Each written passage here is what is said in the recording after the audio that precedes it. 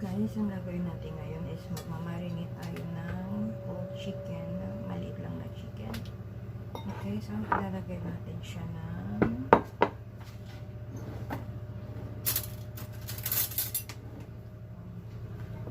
yung 3 cloves of garlic, and then granulated po natin at saka ginger, tapos 1 tablespoon of salt.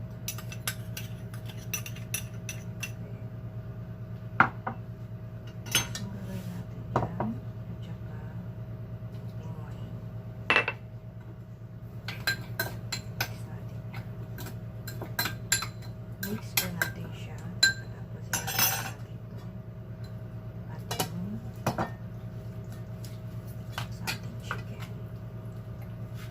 Okay.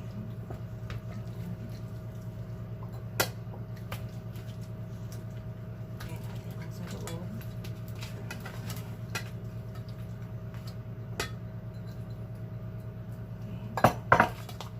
Tapos sa loob po is lalagyan natin siya ng kalabasa.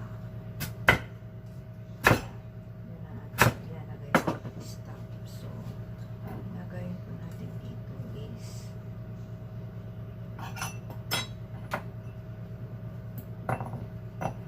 lagyan muna natin siya ng salt.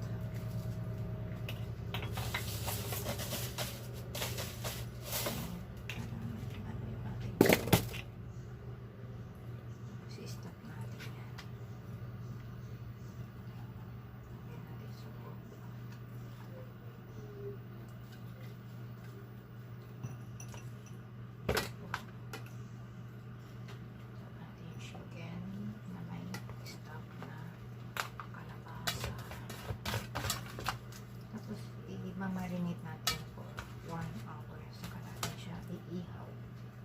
Okay.